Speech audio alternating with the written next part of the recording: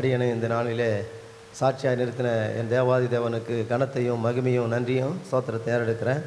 கர்த்தருடைய நாமம் மகிமைப்படுவதாக. நான் செஞ்சி பட்டணத்தில் செஞ்சி பகுதியில் ஒரு இடம் வாங்க கர்த்தர் கிருபை செய்து அந்த வாங்குவதற்கு கூட அருமையான ஊழியக்காரர் தான் ஒரு தீர்க்க தரிசனமான வார்த்தையை கொடுத்தார். அந்த நாளில் அதை வாங்கவும் கர்த்தர் கிருபை செய்து அதனுடைய தேவைகளை சந்தித்தார். அது மாத்திரமில்லை, அந்த இடத்துல வீடு கட்ட வேண்டும் என்று சொல்லி நாங்கள் ஒரு ஜப வீடு கட்ட வேண்டும் என்று சொல்லி பிரயாசப்பட்டு அதற்காக முயற்சி எடுத்தோம். ஆனாலும் சில ஆண்டுகள் தாமதமானாலும் அடிக்கடி நான் அருமையான ஊழியக்காரரிடத்தில் அந்த காரியத்தை குறித்து சொல்வது உண்டு. அதற்கு கர்த்தர் நினைத்த காரியம் தடைபடாது என்பதை நான் அறிந்தபடினாலே அவர் எப்படி செய்ய வேண்டும் என்று விரும்பினாரோ அந்த விதமாக அது ஒரு எபினேசர் ஜப வீடு என்று சொல்லி நாம் பெயரை கொடுத்து அந்த வீட்டை அநேக தேவைகள் இருந்தது, தடைகள் இருந்தது, எதிர்ப்புகள் இருந்தது, அநேகர் காயப்படுத்தினார்கள். இப்படிப்பட்ட நிலைமைகளில் தேவாதி தேவன் அந்த வீட்டை நேர்த்தியாக உயர்வாக நாங்கள் நினைப்பதற்கும் வேண்டிக் கொண்டதற்கும் அதிகமாக செய்தார். கர்த்தருடைய பரிசுத்த நாமத்திற்கு நான் மகிமை செலுத்துகிறேன். அந்த இடத்துல அருமையான சென்ற மாதம் மார்ச் 20ஆம் தேதி அந்த வீடு திறக்கும்படியான தருணத்தை கர்த்தர் கொடுத்தார். நான் அருமையான ஊழியக்காரத்தில் டேட்டு வாங்கிட்டேன். ஆனால் என்னுடைய பிள்ளைங்க சொன்னாங்க, ஏன் இவ்வளோ சீக்கிரமாக பண்ணுறீங்கன்னு, கொஞ்சம் வேலைலாம் இருக்க சொல்லிட்டு. அப்போ ஊழியக்காரருடைய அந்த வார்த்தைக்கு நான் கீழ்பட்டு இல்லை இதுக்கு பிற்பாடு விட்டால் அது டிலே ஆகின்னு போயிருக்கிறோம், அப்புறம் எலெக்ஷன் அப்படி இப்படி காரியம்லாம் வரும்னு சொல்லி அந்த பிள்ளைகளுக்கு ஆலோசனை கொடுத்து அந்த தேதி அருமையான ஊழியக்காரர் தான் கொடுத்தாங்க. 20ஆம் தேதி மார்ச் 20. அதில் அந்த தேதியில் அந்த வீட்டை திறக்கும்படியாக பிரதிஷ்டை பண்ணும்படியாக நான் அழைத்த அருமையான ஊழியக்காரர் நம்முடைய இயேசுனுக்கு போதும் சாபகர் அருமையான ஊழியக்காரர் வந்து அதை திறந்து கொடுத்தார். கர்த்தருடைய நாமத்திற்கு நான் மகிமை செலுத்துகிறேன். அது மாத்திரமல்ல, எல்லா சோறுபடுகிற நேரங்களில் எங்களுக்காக அருமையான ஊழியக்காரர் செபிக்கிறது ஒன்று செபிக்கிறாங்க. கர்த்தருடைய நாமத்துக்கு மகிமை உண்டாகட்டும். அது மட்டுமல்ல, அந்த வீடு கட்டுவதற்கு முதலாவது தேவாதி தேவன் கர்த்தர் உதவி செய்தார். இரண்டாவது என்னுடைய குடும்பத்தார், என்னுடைய மனைவி, பிள்ளைகள், மற்ற நபர்கள் அதற்கு உதவியாக உறுதுணையாக இருந்தாங்க, அந்த விசுவாசத்தில் நடத்தினாங்க. மூன்றாவது என்னுடைய அருமையான ஆவிக்குரிய ஊழியக்காரர் பாஸ்டர் ஐயா சாமுவேல் ஜாகர் ஐயா அவர்கள் அதற்கு மிகுந்த உறுதுணையாக இருந்தாங்க. கர்த்தருடைய பரிசுத்த நாம அருமையான பாஸ்டர் தேவதாஸ் கூட அந்த வீடு கட்டுவதற்கு பல வகையில் நன்மையாக இருந்தாங்க. கர்த்தருடைய நாமத்துக்கு மகிமை உண்டாகட்டும்.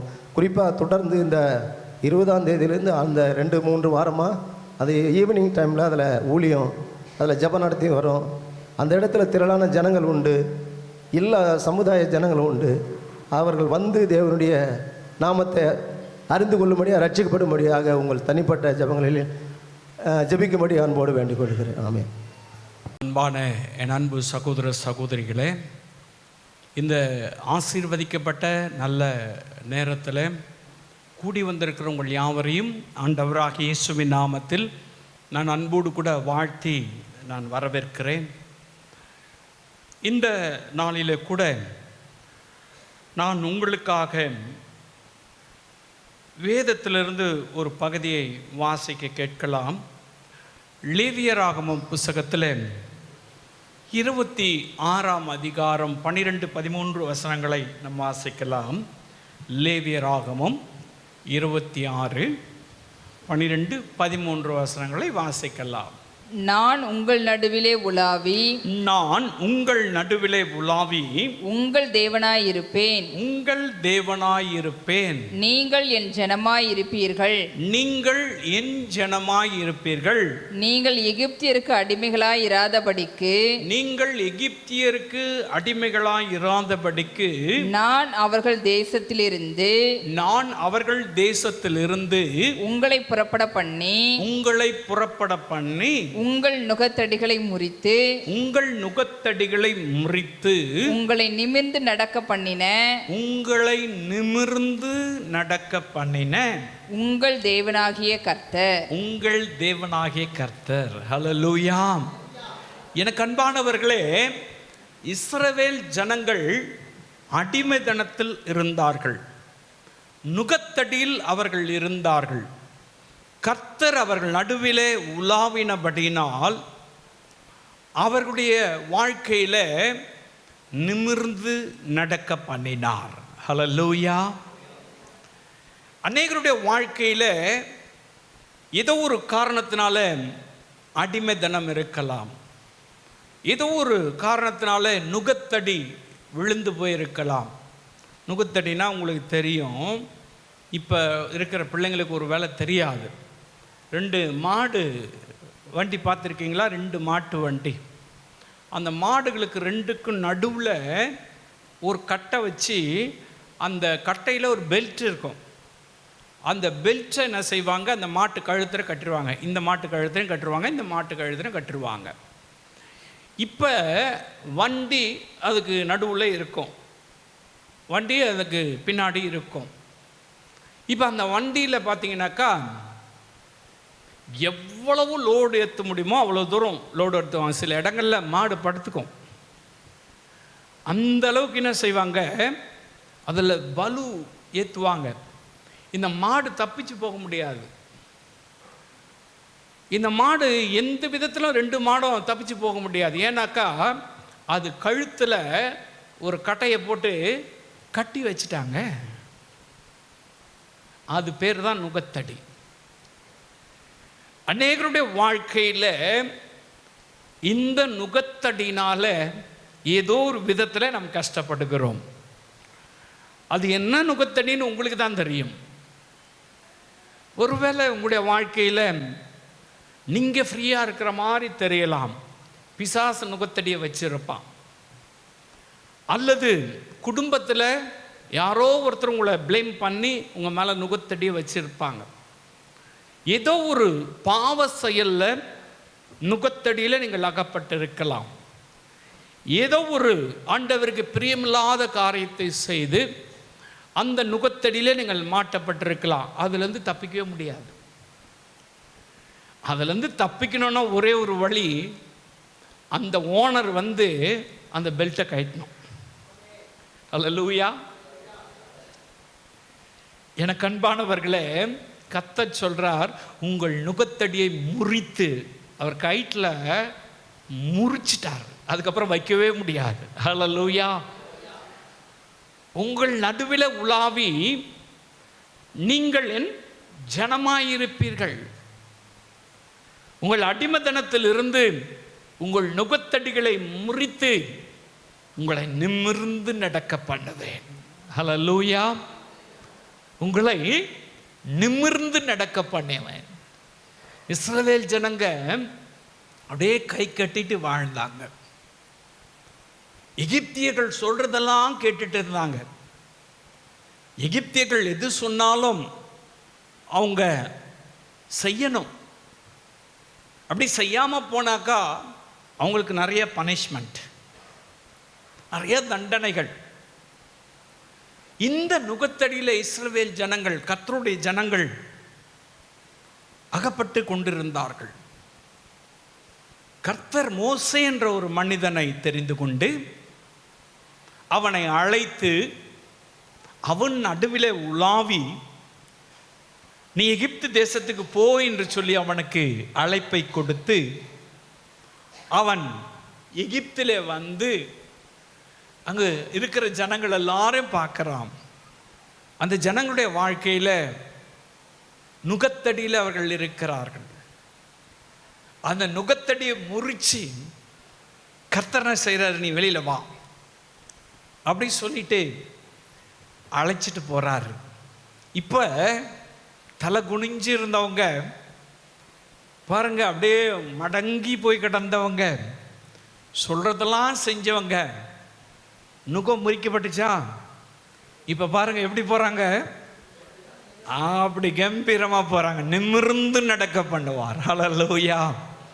எனக்கு அன்பான அன்பு சகோதரனே, சகோதரியே, ஏதோ ஒரு காரியத்தில் நுகத்தடியில் நீங்கள் அகப்பட்டவர்களாய், அடிமதனத்தில் நீங்கள் அகப்பட்டவர்களாய், ஏதோ ஒரு காரியத்தில் நீங்கள் சிக்கி தவிக்கிறவர்களாக இருக்கலாம்.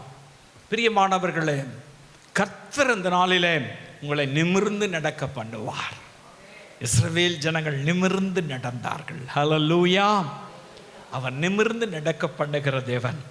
நீங்கள் வேதத்தில் வாசித்து பார்த்தீங்கன்னு சொன்னாக்கா,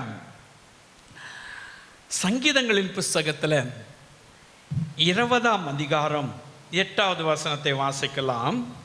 சங்கீதம் 20:8. அவர்கள் முறிந்து விழுந்தார்கள், அவர்கள் முறிந்து விழுந்தார்கள், நாங்களோ எழுந்து நிமிர்ந்து நிற்கிறோம். எழுந்து நிமிர்ந்து நிற்கிறோம். இஸ்ரவேல் ஜனங்க சொல்றாங்க.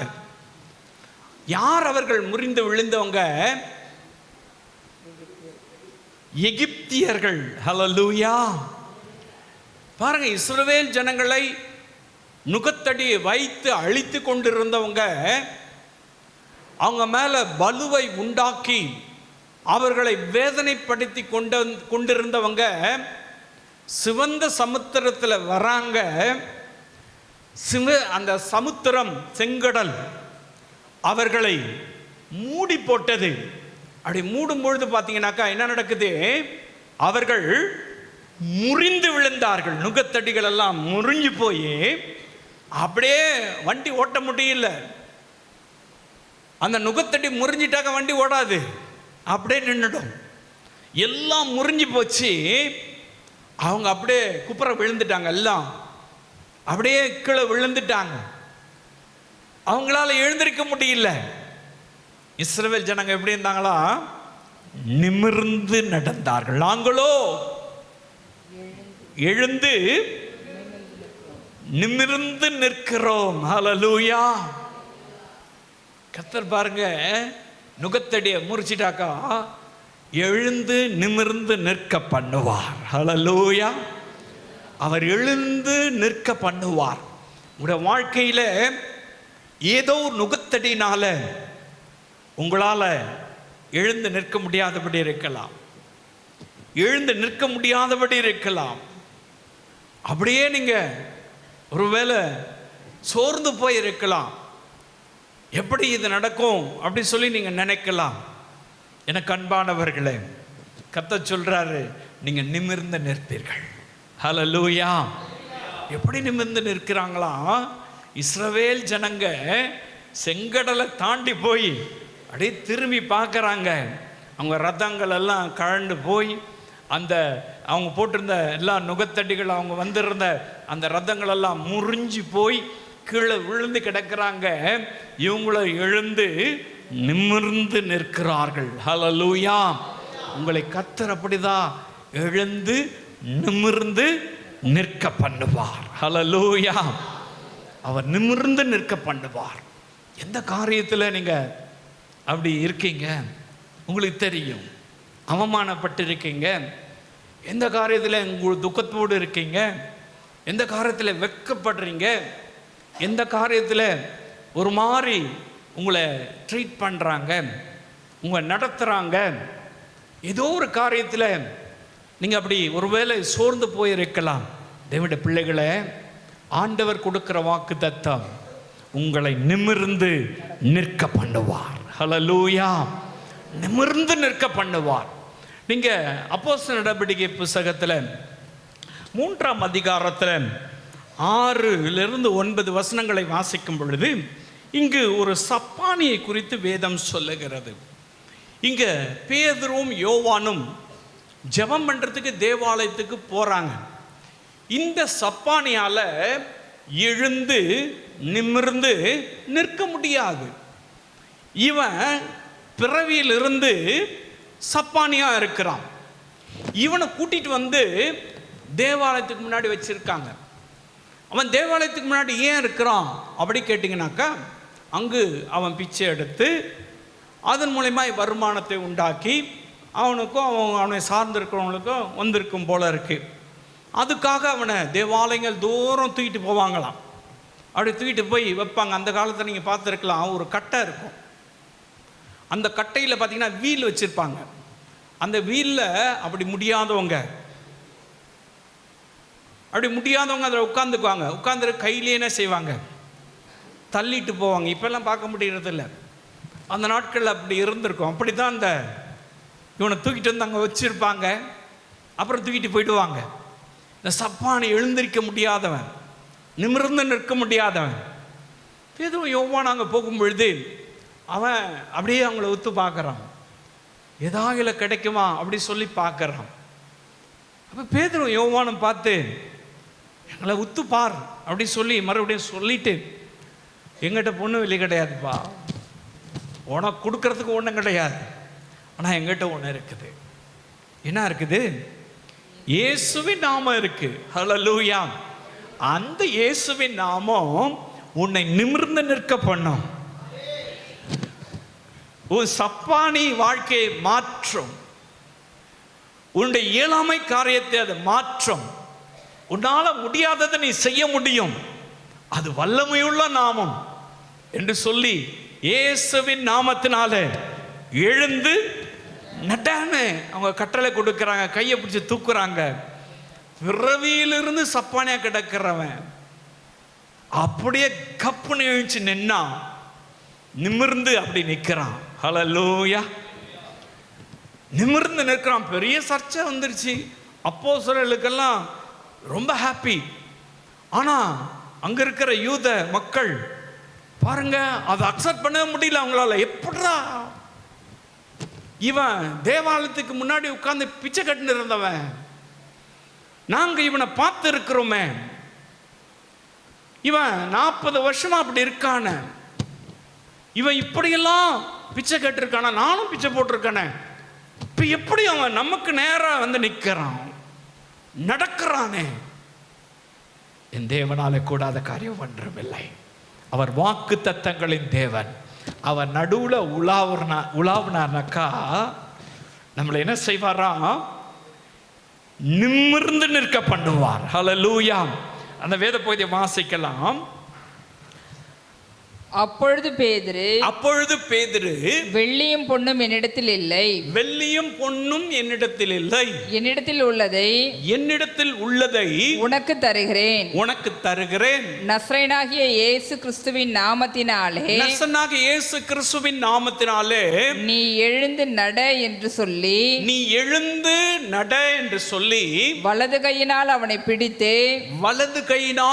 பிடித்து தூக்கிவிட்டான். உடனே அவனுடைய கால்கள் பிறவியிலிருந்து சப்பானியா கிடக்கிறவன், அவன் கால்களும் கரடுகளை முட்டிகள் எல்லாம் பலன் கொண்டது. அவன் குதித்து எழுந்து, பாருங்க, இப்ப எழுந்தவன் ஜம்ப் பண்றான். ஹல்லேலூயா. ஹை ஜம்பரா மாறிட்டாங்க. ஒரு அத்லட்டிஸா மாறிட்டான். உட்கார்ந்து கிடக்கிறவன், எழும்பி நடக்க முடியாதவன், கால்கள்லாம் சும்பின கால்கள். இயேசுவின் நாமத்தை சொன்ன உடனே அவன் கால்கள் என்ன செஞ்சான்? பலன் கொண்டது. அவன் கரடுகள் எல்லாம் முட்டிகள் எல்லாம் பலன் கொண்டது. அப்படி பலன் உண்டான உடனே என்ன பண்றான்? அப்படி எழுந்து ஜம்ப் பண்றான். வானத்துக்கு பூமிக்கும் குதிக்கிறான். ஹல்லேலூயா. ஹல்லேலூயா. அப்புறம் பார்க்கறான், நடந்து பார்க்கறான். அந்த அதே வசனத்தை வாசிக்கலாம். அவன் குதித்து எழுந்து நின்று நடந்தான். ஹல்லேலூயா. நடந்து குதித்து மறுபடியும் செக் பண்ணி பார்க்கறான். நடந்து குதித்து தேவனை துதித்து கொண்டே அவர்களோடு கூட தேவாலயத்துக்குள் பிரவேசித்தான். ஹல்லேலூயா. நிமிர்ந்து நடக்க பண்ணுகிறவர் ஆண்டவராக இயேசு கிறிஸ்து. உங்க வாழ்க்கையில நிமிர முடியாத இடம் இருக்குதா? நிமிர்ந்து நடக்க முடியாத இடம் இருக்குதா? எழுந்து நிற்க முடியாத இடம் இருக்குதா?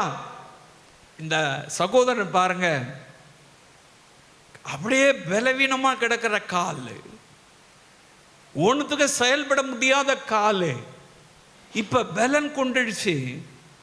என்னனோ செய்து பார்க்கறான். அப்படியே நிமிர்ந்து நிற்கிறான்.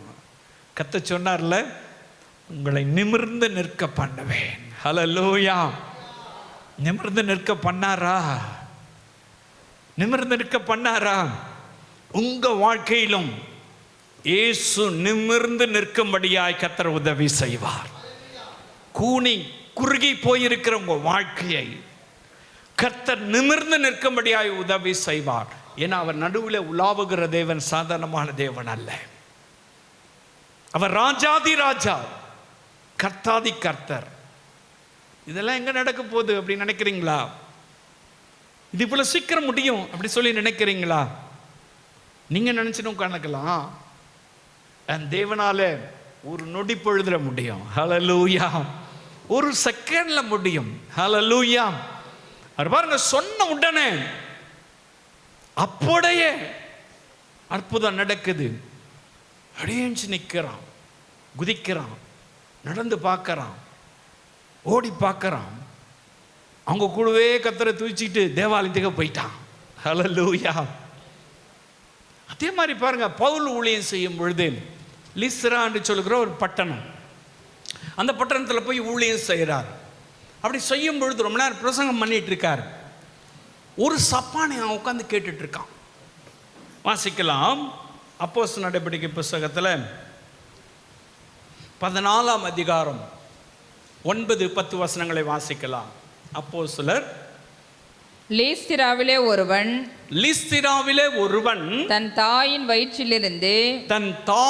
வயிற்றிலிருந்து பிறந்தது முதல் சப்பானியாயிருந்து பாருங்க, சப்பானி நடக்க முடியாதவன், சப்பானியாயிருந்து ஒருபோதும் நடவாமல், ஒருபோதும் கூட, எப்பவுமே அவன் பிறந்ததுலேருந்து அப்படிதான், கால்கள் வழங்காதவனாய் உட்கார்ந்து, கால்கள் வழங்காதவனாய் செயல்படாதவனா உட்கார்ந்து பவுல் பேசுகிறதை கேட்டுக்கொண்டிருந்தான். இப்படிதான் பிரசங்கம் பண்ணிட்டுக்கிறார். பவுல் பேசுகிறதை கேட்டுக்கொண்டிருந்தான். அவனை பவுல் உற்று பார்த்து ரட்சிப்புக்கேற்ற விசுவாசம் அவனுக்கு உண்டென்று கண்டு, இயேசு மேல ரட்சிப்புக்கேற்ற விசுவாசம் அவனுக்கு வந்துருச்சுன்னு சொல்லிட்டு ஆவியில உணர்றாரு. அவனை உற்று பார்த்து, நீ எழுந்து காலூன்றி நிமிர்ந்து நில் என்று உரத்த சத்தத்தோடே சொன்னான். உடனே அவன் குதித்தெழுந்து நடந்தான். ஹல்லேலூயா. பாருங்க, எவ்வளவு பெரிய ஆச்சரியமான காரியத்தை இயேசுவின் நாமம் செய்கிறது பாருங்க. இயேசுவின் நாமம் வல்லமையுள்ள நாமம். எவ்வளவு ஆச்சரியமான காரியத்தை செய்து, இவன் எங்கேயோ பிரசங்கம் பண்ணிட்டு இருக்காரு பவுல், இவன் எங்கேயோ உட்காந்து கேட்டுட்டு இருக்கான். இவன் பிறந்ததுலேருந்து ஒருபொழுதும் நடக்காதவன், கால் விளங்காதவன், செயல்படாதவன், சப்பானி. இவன் உட்கார்ந்து கேட்டுட்டு இருக்கான். கேட்டுட்டு இருக்கும்போது பவுல் அப்படியே பார்க்கிறாரு. அவன் தூங்கலை, அவன் வசனத்தை கேட்டான். அந்த வசனம் இருதயத்தில் போனதை ஆவியானவர் பவுலுக்கு உணர்த்துறார். அவனுக்குள் விசுவாசம் வந்துருச்சுன்னு சொல்லி ஆவியானவர் சொல்றாரு. பிரசங்கத்தை நிறுத்திட்டாருங்க. பிரசங்கத்தை நிறுத்திட்டு, நீ எழுந்து காலூன்றி நிமிர்ந்து நில் அப்படின்னு சொல்லிட்டு இயேசுவின் நாமத்தில் கட்டளை கொடுக்கிறார். அப்படி சொன்ன உடனே பாருங்க, அவன் குதிச்சு அப்படியே எழுந்துடுறான். கால்கள் எல்லாம் செயல்பட ஆரம்பிச்சிருச்சு. நிமிர்ந்து நிற்கிறான். ஹல்லேலூயா. இயேசு உங்களுக்கு செய்ய மாட்டாரா? என்னால் நிற்க முடியல. பாட்டு பாடுவார் நம்ம அருமையான மரித்து போன மோசஸ் ராஜசேகர். நடக்க முடியல டாடி, நடக்க முடியல, தாங்கிக் கொள்ளுங்க, கரத்தில் ஏந்தி கொள்ளுங்க அப்படி சொல்லி பாடுவார்ல. நம்ம எல்லாம் பாடுவோம்ல, அந்த பாட்டு ரொம்ப பிடிக்கும்ல. பாருங்க, அப்படித்தான் ஆண்டவர் நடக்க முடியாதவனை, எழும்பி நிற்க முடியாதவனை இயேசு எழும்பி நிற்க வைத்தார். சப்பானியாய் கிடக்கிறவளெல்லாம் எழும்பி நிமிர்ந்து நின்றார்கள். எனக்கு அன்பான அன்பு சகோதரனே, சகோதரியே, உங்க வாழ்க்கையில இது என்னால் ஸ்டாண்ட் பண்ண முடியாது, இதில் என்னால் நிற்க முடியாது, இதில் நான் நினைச்சு நிற்க மாட்டேன், இதில் என்னால் முடியாது அப்படின்னு நினைக்கிறீங்களா? அதில் தான் இயேசு ஸ்டாண்ட் பண்ண வைப்பார். அதில் தான் ஆண்டவர் நிற்க வைப்பார். அதில் தான் நீ நிமிர்ந்து நிற்ப. அவர் வாக்கு தத்தங்களின் தேவன். ஹல்லேலூயா. உங்களுக்கு தெரியும், நீங்க ஏதோ ஒரு காரியத்தில் என்னால் முடியாதுன்னு உட்காந்துப்பீங்க. இதை தாண்டி என்னால் போக முடியாது. இதுக்கு மேலே என்னால் நடக்க முடியாது, இதுக்கு மேலே என்னால் ஒன்றும் செய்ய முடியாது, ரொம்ப பலவீனமாக இருக்கேன், அப்படி சொல்கிறீங்களா? அப்படி நினைக்கிறீங்களா? உங்களை பார்த்தா கர்த்தர் சொல்கிறாரு, நீ நிமிர்ந்து நிற்ப. ஹல்லேலூயா. நீ நிமிர்ந்து நிற்ப. நீ எடுத்த காரியத்தில் ரைட் ராயலா நிமிர்ந்து நிற்க கர்த்தர் உதவி செய்வார். ஹல்லேலூயா. சிலருக்கு பாருங்க, ஐயோ நம்ம இந்த தீர்மானம் பண்ணிட்டோம், இதை நம்மளால் மெயின்டைன் பண்ண முடியுமா? ஆண்டவர்கிட்ட சொல்லிட்டு, ஆண்டவரை 1 மணி நேரம் ஜெபம் பண்ணுறேன், ஆனால் முடியலையே, இதில் நிற்க முடியுமா? இந்த காரியத்தை நான் பொருத்தனை பண்ணிட்டேன், இதை நம்மளால் செய்ய முடியுமா? இந்த காரியத்தில் இதை செய்கிறேன்னு சொல்லிட்டேன், இதை என்னால் செய்ய முடியுமா? அப்படி சொல்லி நீங்கள் ஒரு வேளை என்னால் முடியாது அப்படின்னு சொல்லி வாபஸ் ஆகிட்டு இருக்கலாம், அப்படி பேக் ஸ்லைட் ஆகிட்டு இருக்கலாம், பின்மாற்றமாக அப்படி போயிருக்கலாம். ஸ்டாண்ட் பண்ண முடியாது, என்னால் நிற்க முடியாது அப்படின்னு சொல்லிட்டு நீங்கள் ஒரு வேளை சோர்ந்து போயிருக்கலாம். உங்களை பார்த்தா சொல்கிறாரு, நீ எடுத்த காரியத்தில் ஸ்டாண்ட் பண்ணுவ. ஹல்லேலூயா. நீ எடுத்த காரியத்தை முடிக்கும் வரை கர்த்தர் கூட இருப்பார். ஹல்லேலூயா. அவர் நடக்க பண்ணுவார். நிமிர்ந்து நிற்க செய்தார். எனக்கு அன்பானவர்களே, அவர் வாக்கு தத்தங்களின் தேவன்.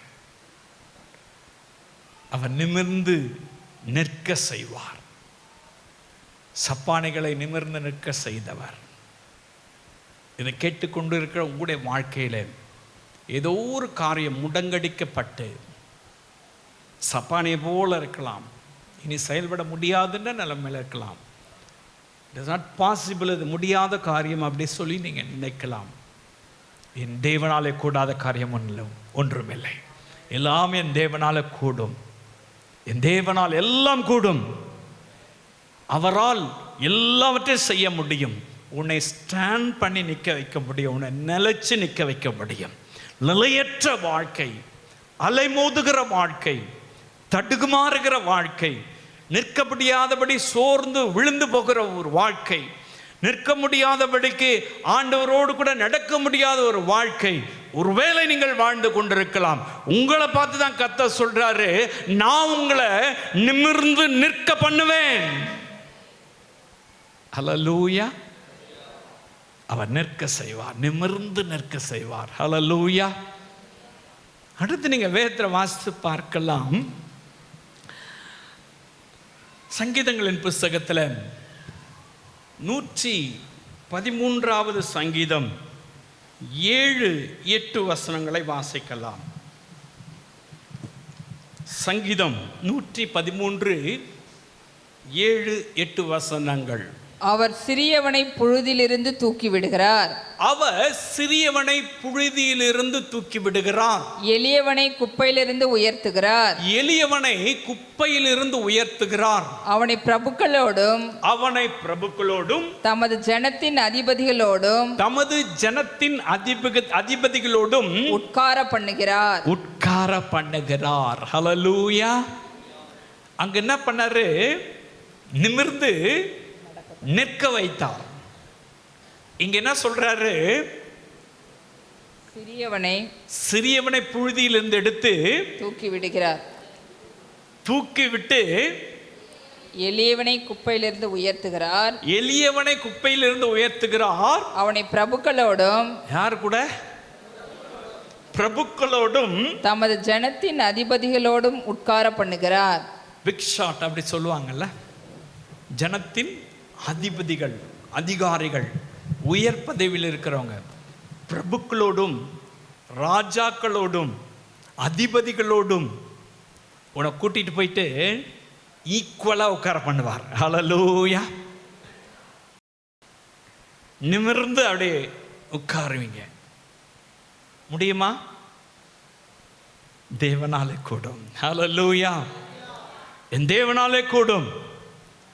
தலை குனிஞ்சி போய் அவமானப்பட்ட இடத்துல பாருங்க, உட்காரவே முடியாது, ஏஞ்சி ஓடி இருப்பீங்க, அசிங்கப்பட்டு ஒளிஞ்சி இருப்பீங்க. ஐயோ இந்த கடங்காரனுக்கு எப்படி பதில் சொல்றது? இந்த பொல்லாத மனுஷன் வர்றானே அப்படி சொல்லிட்டு அப்படி எங்கன்னா அந்த தெருவில் புந்து இந்த தெருவில் வந்திருக்கலாம், என்னென்னோ காரியம் நடந்திருக்கலாம். பிரியமானவர்களை, கர்த்தர் சொல்றாரு, நீ சின்னவனா இருக்கலாம், நீ புழுதியில் இருக்கலாம், உன்னை நான் தூக்கி எடுத்து ராஜாக்களோடும் பிரபுக்களோடும் அதிகாரிகளோடும் உட்கார பண்ணுவேன். ஹல்லேலூயா. கர்த்தர் நம்மை நல்ல ஒரு சீட்டு கொடுத்து உட்கார பண்ண போறார். ஹல்லேலூயா. நிறைய பேருக்கு பதவி உயர்வு இல்லை, வேலையில் முன்னேற்றம் இல்லை, எந்த ஒரு காரியத்தில் நமக்கு நல்ல ஒரு பொசிஷன் கிடைக்க மாட்டுது, நல்ல ஒரு இடம் கிடைக்க மாட்டுது, உட்கார்றதுக்கு ஸ்டாண்ட் பண்ணுறதுக்கும் இடம் இல்லை, நல்ல கம்ஃபர்டபுளாக உட்கார்றதுக்கும் என் வாழ்க்கையை அமைச்சு கொள்றதுக்கும் எனக்கு வழி இல்லாதபடி ஒரு வேலை இருக்கிறேன்னு சொல்லி நீங்கள் நினைக்கலாம். என் வாழ்க்கை இன்னும் சரியாக கட்டப்படலை, நான் இன்னும் என் வாழ்க்கையில் ஒரு நல்ல பொசிஷனுக்கு வரல, அப்படியே தடுமாறிட்டு தான் இருக்கிறேன். ஆண்டவர் சொல்றாரு, நீ சின்னவனா இருந்தாலும் சரி, புழுதியில் கிடந்தாலும் சரி, உன்னதான் நான் இந்த அதிகாரிகள் மத்தியிலும் பிரபுக்கள் மத்தியிலும் உட்கார பண்ணுவேன். ஹல்லேலூயா. நிமிர செய்கிற தேவன், நிமிர்ந்து நடக்க பண்ணுகிறவர், உன்னை நல்ல ஒரு பொசிஷன்ல உட்கார செய்ய இயேசுவால முடியும். ஹல்லேலூயா. நீங்க ஒருவேளை முடியாதுன்னு நினைக்கலாம், அவர் உட்கார வைப்பாருங்க, எழுந்து உட்கார வைப்பார். படுத்த படுக்கையா கிடக்கலாம், எனக்கு உட்கார்றதுக்கு தெம்பு இல்லை, அங்கே போய் நான் எங்கே உட்காருவேன்? அவங்க முன்னாடி, ஐயோ அவங்களாம் பெரிய பெரிய ஆட்கள், அவங்களாம் பணம் படைத்தவங்க, அவங்களாம் இப்படியாக்கும் அப்படியாக்கும், யாருன்னா இப்படினா இருக்கட்டும். கர்த்தர் சொல்றாரு, உன்னை அவர்கள் மத்தியில், அதிகாரிகள் மத்தியில், பிரபுக்கள் மத்தியில் உட்கார பண்ணுவேன். அவர் உட்கார செய்வார், நல்ல ஒரு பொசிஷன் கொடுத்து உட்கார செய்வார். விசுவாசிக்கிறீங்களா? ஏதோ ஒரு காரியத்தில் உங்களுக்கு இன்னும் கம்ஃபர்டபுளாக இல்லை, ஏதோ ஒரு காரியத்தில் இன்னும் என் வாழ்க்கை சரியாக அமையல அப்படி நினைக்கிறீங்களா? போதுமானதா இல்லை அப்படி சொல்லி நினைக்கிறீங்களா? உங்களோடு தான் ஆவியானவர் பேசிட்டு இருக்கார். என்னால் உனக்கு ஒரு சீட்டு கொடுத்து, எங்க உயர் உயர் உயர் பதவியில் இருக்கிறவங்களுக்கு முன்பதாக உனக்கு ஒரு சீட்டு கொடுத்து நான் உட்கார பண்ண முடியும். ஹல்லேலூயா. ஹல்லேலூயா. எனக்கு அன்பானவர்களே, சில வருஷத்துக்கு முன்னாடி என் மகனுக்காக நான் ஜெபம் பண்ணேன். ஜெபம் பண்ணும்போது கர்த்தர் சொன்னார், உன்னை அதிகாரிகளோடும் ராஜாக்களோடும் உட்கார பண்ணுவேன். நான் அதை அவன்கிட்ட சொல்லி ஜெபம் பண்ணி முடிச்சிட்டேன். நாட்கள் கடந்து போனது. பாருங்க, நாங்கள் நினச்சி பார்க்கல, ஆண்டவர் சொன்னது சொன்னதுதான். அவனை கொண்டு போய் தூர தேசத்துக்கு கொண்டு போனார், நல்ல ஒரு படிப்பை கொடுத்தார், நல்ல ஒரு பொசிஷன்ல அவனை கர்த்தர் அமர செய்தார். பெரிய பெரிய சயின்டிஸ்டுகள் மத்தியில், மெத்த படித்தவர்கள் யூதர்கள் மத்தியிலும் கூட, பெரிய அதிகாரிகள் மத்தியிலும் கூட, சாதாரணமாக இருக்கிற குப்பையில் இருக்கிற அவனுக்கு சொன்னபடியே கர்த்தர் அந்த நல்ல ஒரு பொசிஷன்ல உட்கார வைத்தார். என் இயேசு இன்றைக்கும் ஜீவனுள்ளவராக இருக்கிறார். ஹல்லேலூயா. உங்களை உட்கார வைப்பாருங்க, நல்ல ஒரு பொசிஷன்ல கர்த்தர் உட்கார வைப்பார். ஏன் பயப்படுறீங்க? ஏன் கலங்குறீங்க? கர்த்தர் நல்லவர், கர்த்தர் நல்லவர். பாருங்க, இயேசு ஊழியம் செய்யும் பொழுது பார்த்தீங்கன்னாக்கா, நீங்கள் லூக்கா சுவிசேஷத்தில் 7ஆம் அதிகாரத்தில் 13 to 15 வசனங்கள் இப்படியா சொல்லப்பட்டிருக்கிறது. நான் அதை சொல்லிடுறேன். அதில் 15ஆம் வசனம் மட்டும் வாசித்தா போதும். நாயினூர் என்று சொல்லுகிற ஒரு ஊருக்கு இயேசு ஊழியம் செய்ய போகிறார். இப்போ அந்த ஊருக்கு ஊழியம் செய்ய போகும் பொழுது அங்கே ஒரு பெரிய கூட்டம் வருது. அந்த கூட்டம் பார்த்தீங்கன்னு சொன்னாக்கா ஒரு ட்ராஜடியான கூட்டம், ஒரு அழுகை நிறைந்த ஒரு கூட்டம். அந்த கூட்டத்தில் ஒரு டெத்தை எடுத்துட்டு, ஒரு சாவை எடுத்துட்டு ஊர்வலமாக வர்றாங்க. அப்படி வரும்பொழுது பார்த்தீங்கன்னாக்கா அங்கே நிறைய பேர் அழுகிறாங்க. ஒரு அம்மா வித்தியாசமாக அழுகிறாங்க. இயேசு தூரத்துலேருந்து பார்க்குறாரு. அவர் யாரும் கூப்பிடல. இப்போ நம்ம கூட பார்ப்போம், எல்லாம் சாவு ஊர்வலம் போச்சுனாக்கா என்ன பண்ணுவோம்? ரோட்டில் நின்று அப்படி பார்ப்போம். இயேசுவும் அப்படி தான் நின்று பார்க்குறாரு. ஒரு அம்மா மட்டும் தனியாக அழுதுட்டு போகிறாங்க. அப்படி அழுதுட்டு போகும்பொழுது இயேசுக்கு மனசு தாங்கலை. இறங்கி போகிறாரு. கிட்ட போய் அந்த ப்ரொசஷன் அந்த போயிட்டு இருக்காங்களா அந்த கூட்டம், அவங்கள பார்த்து கொஞ்சம் வெயிட் பண்ணுங்க அப்படி சொல்கிறார். அப்படி சொல்லிட்டு இந்த அம்மாட்ட போய் அப்படி கண்ணீரை துடைக்கிறார். ஹல்லேலூயா. எப்படி துடைக்கிறார் வாசிக்கலாம். கர்த்தர் அவளை பார்த்து அவள் மேல் மனதுருகி அழாதே என்று சொல்லி கிட்ட வந்து பாடையை தொட்டார். அந்த டெட் பாடி கொண்டு போதில்ல, அந்த பாடையை தொட்டார். அதை சுமந்தவர்கள் நின்றார்கள். அதை சுமந்தவங்க அப்படியே நின்றாங்க.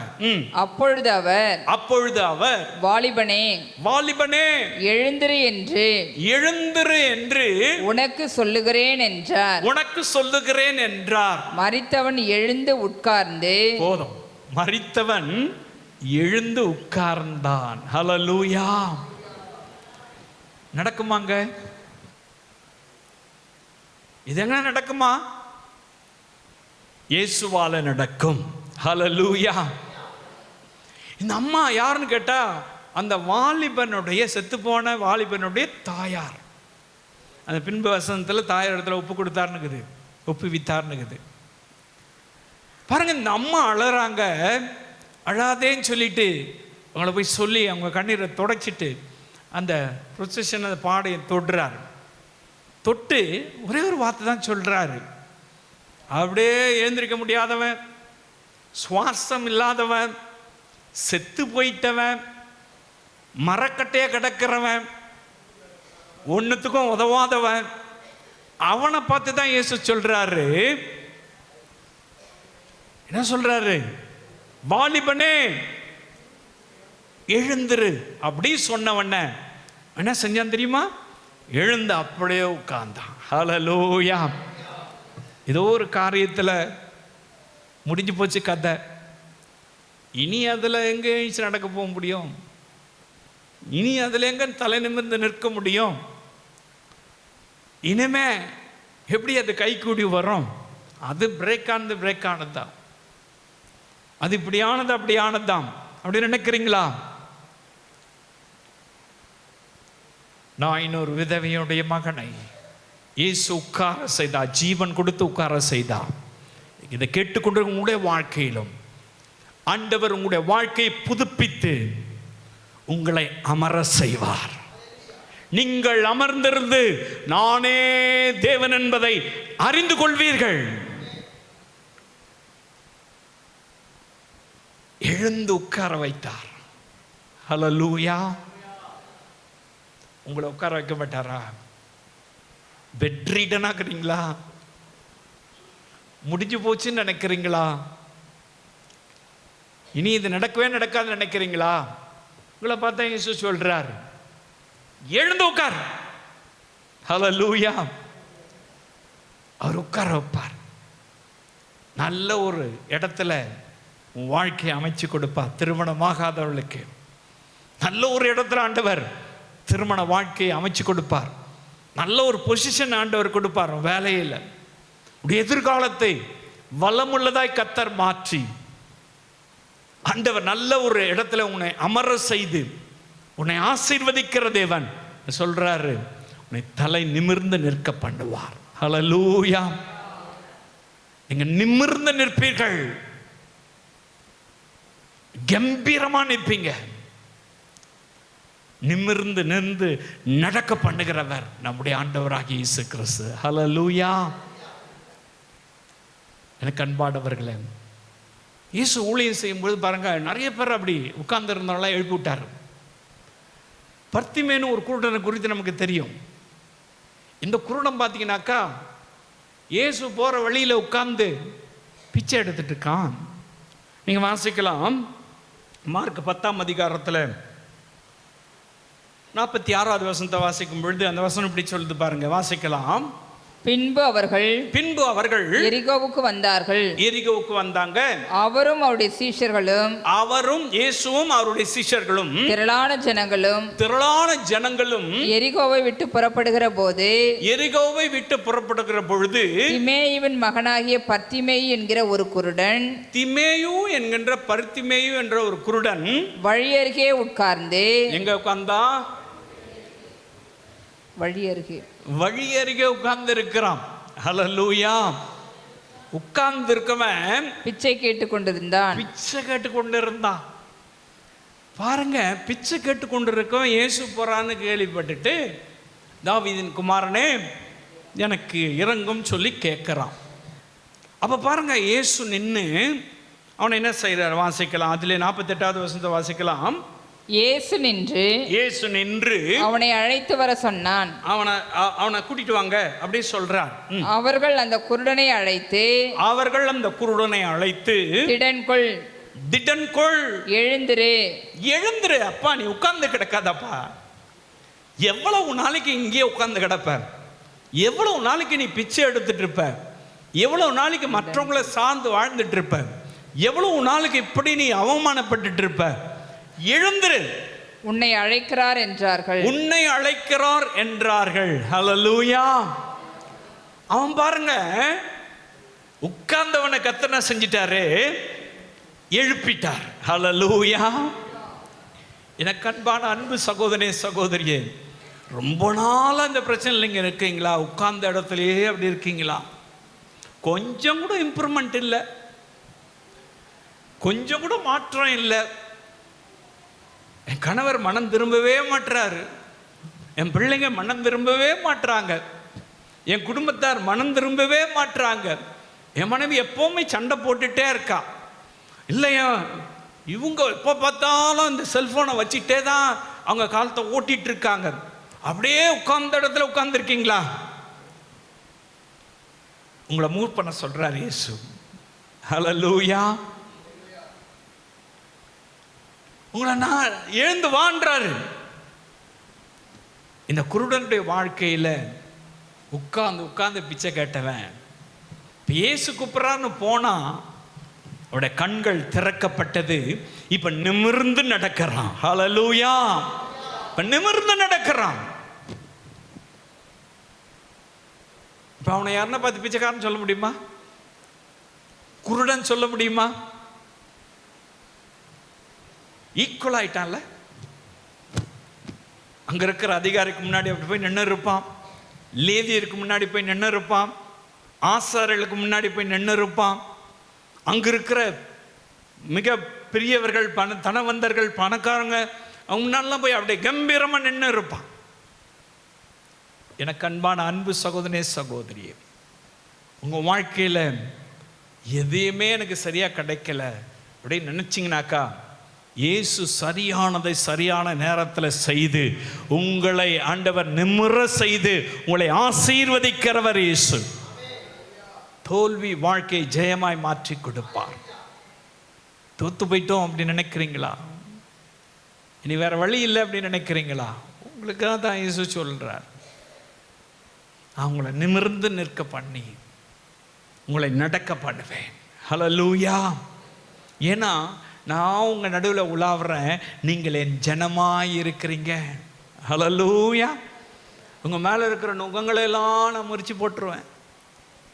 நீங்க இப்ப அடே கம்பீரமா இருக்க போறீங்க. ஹல்லேலூயா. விசுவாசிங்க, உங்க வாழ்க்கை கம்பீரமா இருக்க போகிறது. ஹல்லேலூயா.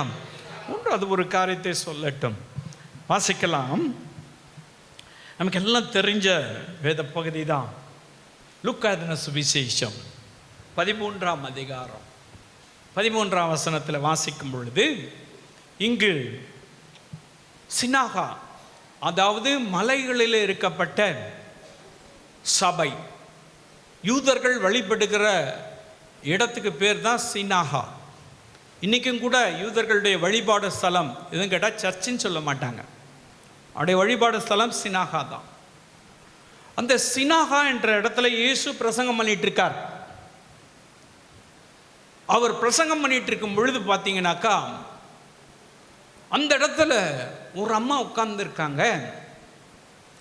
அந்த அம்மா எப்படி இருக்காங்க வாசிக்கலாம். 13ஆம் வசனத்தை வாசிக்கலாம். இயேசு அவளை கண்டு, அங்க கூனியா ஒரு அம்மா உட்கார்ந்துருக்காங்க. எவ்வளவு மேனும் நிமிர முடியாத ஒரு கூனி. அவங்களுடைய கேரக்டரை பற்றி அங்கே சொல்லப்பட்டிருக்கு. அவங்களுக்கு என்ன காரியம் இருக்குன்னு சொல்லப்பட்டிருக்கிறது. இப்போ அவங்க உட்கார்ந்து இருக்கிறாங்க.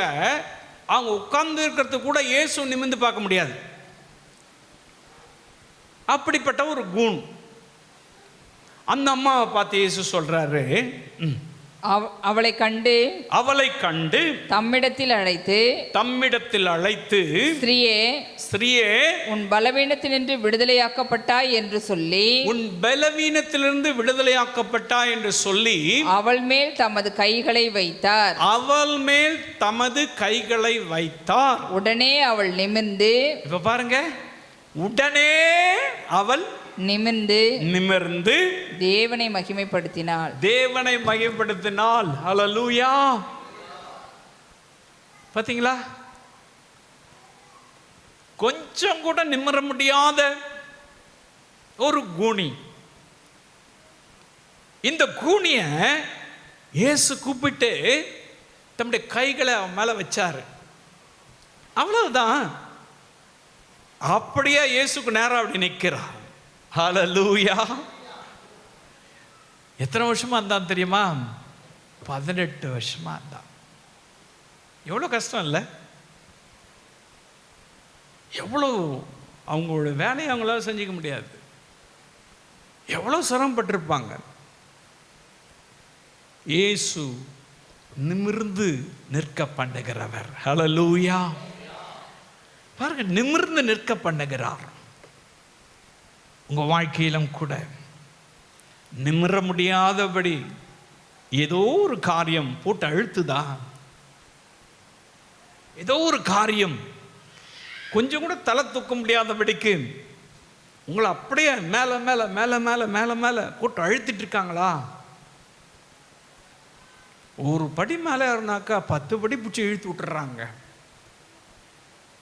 நடக்குதா? நீங்க சொல்லுவீங்க, கொஞ்சம் கொஞ்சமா ஏறலான்னு பார்க்கறேன், அப்படியே காலை வாரி விட்டுறாங்க. பிரியமானவர்களே, அந்த கூனியுடைய வாழ்க்கையில எல்லாம் நினைச்சிருப்பாங்க, அவ்வளவுதான், இவங்க இதுக்கு மேல நிமிர்ந்தெல்லாம் நடக்க முடியாது, அவங்க அப்படியே இருந்து அப்படியே சாக வேண்டியதுதான். அப்படிதான் உலகம் நினைச்சிருக்கோம். அங்க இருக்கிறவங்க எல்லாம் நினைச்சிருப்பாங்க, அப்படிதான் பேசிட்டு இருந்திருப்பாங்க. பிரியமானவர்களே, பாருங்க, அவ்வளவுதான். இயேசு பார்த்து கூப்பிட்டு அவர் தலை மேல கைய வச்சாரு. அப்படியே மிரக்கல், அப்படியே எழுச்சி நிற்கிறார். நிமிர்ந்து நின்றாள் என்பதாக வேதம் சொல்லுகிறார். ஏதோ ஒரு வாழ்க்கை, உடைஞ்சி போன ஒரு வாழ்க்கை, இனி பாசிபிலிட்டிஸே இல்லைன்ற ஒரு வாழ்க்கை, ஏதோ ஒரு அடிமைதனம், ஏதோ ஒரு காரியத்தில் இனி அதில் நிமிர்ந்து நிற்கவே முடியாது, விழுந்தவன் தான் அப்படி நினைக்கிறீங்களா? உங்களை தான் கர்த்தர் சொல்றாரு, அவர் நிமிர்ந்து நிற்க பண்ணுவார். ஹல்லேலூயா. நிமிர்ந்து நின்றா அந்த கூனி உங்க வாழ்க்கையிலும் கர்த்தர் நிமிர்ந்து நிற்க செய்வார். எனக்கு அன்பான அன்பு சகோதரனே, சகோதரியே, எந்த காரியத்தில் அப்படியே கூண் விழுந்து போய் நொடிஞ்சு போயிருக்கீங்க, ஏதோ ஒரு காரியத்தில் நீங்கள் நொந்து அப்படியே ஆண்டவருடைய வார்த்தை கேட்டுட்டு இருக்கலாம். எவ்வளோ ட்ரை பண்ணி இனிமே முடியாது அப்படி சொல்லி நீங்கள் நினைக்கலாம். இந்த அம்மா எவ்வளோ மருத்துவம் எல்லாம் எடுத்திருப்பாங்க, அது எது பார்த்துருப்பாங்க, எதுவும் கைக்குடி வரல, எதுவும் நடக்கலை. ஆனால் இயேசு அந்த அம்மா கூப்பிட்டாரு, தலைமையில கை வச்சாரு, உடனே அவள் எழும்பி நிமிர்ந்து நிற்கிறாள். உட்கார்ந்து இருந்தவ, கொஞ்சம் கூட நிமிர முடியாதவ, நிற்க முடியாதவ இப்ப நிற்கிறாள். இந்த பாடியில பேலன்ஸ் வந்துருச்சு. அந்த முதுகு தண்டோடம் அப்படியே நேரம் ஆயிடுச்சு. ஏதோ ஒரு பிரச்சனையினால கூனி குறுகி போயிருக்கிற உங்களோடு தான் கர்த்தர் பேசுகிறார். வெக்கப்பட்டு நிற்கிற உங்களோடு தான் கர்த்தர் பேசுகிறார். உங்களை கர்த்தர் நிமிர செய்வார். அவர் நிமிர செய்வார். எந்த காரியத்தில் கூனி குறுகி போய் நிற்கிறீங்க? சொல்லுகிற வார்த்தைகளால, பேசுகிற காரியத்தினால, அவமானத்தினால, பண பிரச்சனையினால, இந்த வியாதியினால, இந்த கட்டுகளால, ஐயோ குழந்தை இல்லை என்பதனால, திருமணம் நடக்கலைன்றதுக்காக, அல்ல உங்க வாழ்க்கையில் ஏதோ ஒரு காரியத்தில் நீங்க அதிர்ஷ்டம் இல்லாதவங்க, தரித்திரம் உச்சவங்க என்பதற்காக கூனி குறுகி போய் அப்படியே நொடிஞ்சு போயிருக்கீங்களா? உங்களை பார்த்து தான் கர்த்தர் சொல்லுகிறார், நிமிர்ந்து நிற்க பண்ணுவேன். அவர் நிமிர்ந்து நிற்க பண்ணுவார். எனக்கு அன்பானவர்களே, எந்த காரியத்தில் கர்த்தர் நிமிர்ந்து நிற்க பண்ணணும் உங்களுக்கு தெரியும். நீங்கள் ஆண்டவருடைய சமூகத்தில், ஆண்டவர் இந்த காரியத்தில் நான் உட்கார முடியாத இருக்கிறேன், சரியான சீட் கிடைக்கல, இந்த காரியத்தில் நடக்க முடியாதவனா இருக்கிறேன், இந்த காரியத்தில் நிற்க முடியாதவனா இருக்கிறேன், நீங்க சொல்றீங்களே, என்னை நிமிர்ந்து நிற்க செய்து என்னை நிமிர்ந்து ஓட செய்கிற தேவன் நீர் எங்கள் நடுவில் உலாவி, நாங்கள் உங்களுடைய ஜனமாக இருக்கிறபடினால எங்களுடைய அடிமைத்தனத்தை எல்லாம் மாற்றி நுகத்தடிகளை முறித்து எங்களை நிமிர செய்யுங்க இயேசுவே, எங்களை நிமிர செய்யுங்க. இப்படி சொல்லி ஆண்டவர்கிட்ட கேட்கலாமா? எந்த காரியத்தில் உங்களுக்கு தான் தெரியும், இந்த காரியத்தில் என் வாழ்க்கை கூனி குறுகி போயிருக்கு, இந்த காரியத்தில் என்னால் நிற்க முடியல, இந்த காரியத்தில் என்னால் நடக்க முடியல, இயேசுவே எனக்கு உதவி செய்யுங்க, எனக்கு உதவி செய்யுங்க. நாங்களோ எழும்பி நின்றோம் என்று சொல்லுகிறது போல, ராஜாக்களின் மத்தியிலே அமர செய்வேன் என்று சொல்லுகிறது போல, நிமிர செய்து ஆண்டவர் வழி நடத்துகிறது போல என் வாழ்க்கையும் இப்படி செய்யுங்கன்னு சொல்லி இயேசுவை பார்த்து கேளுங்க. இந்த வார்த்தை கேட்டுக்கொண்டிருந்த அத்தனை பேரையும் நீர் ஆசீர்வதிப்பீராக. எந்த காரியத்தில் அவர்கள் நிமிர்ந்து நிற்கணுமோ, எந்த காரியத்தில் அவர்கள் தலைகுனிந்து இருந்தார்களோ, எந்த காரியத்தில் அடிமையாய் கிடந்தார்களோ, எந்த காரியத்தில் ஆசீர்வாதம் இல்லாமல் இருந்தார்களோ, எந்த காரியத்து நிமித்தமாய் அவர்கள் வியாதியின் படுக்கையில் இருக்கிறார்களோ, இப்பொழுதே அவர்களை தொடுவீராக. இயேசுவின் நாமத்தினாலே அவர்களை எழும்பி நிற்க செய்வீராக, அவர்களை நடக்க செய்வீராக, அவர்களை ஆண்டவரே ராஜாக்களின் நடுவில் உட்கார செய்வீராக. அப்படி செய்ய போகிறபடினால நமக்கு ஸ்தோத்திரம், அப்படி செய்கிறபடினால நமக்கு நன்றி. உடைய ஆணி பாய்ந்த கரங்களில் ஒப்பு கொடுக்கிறேன் இயேசுவின் நாமத்தில், நல்ல பிதாவே.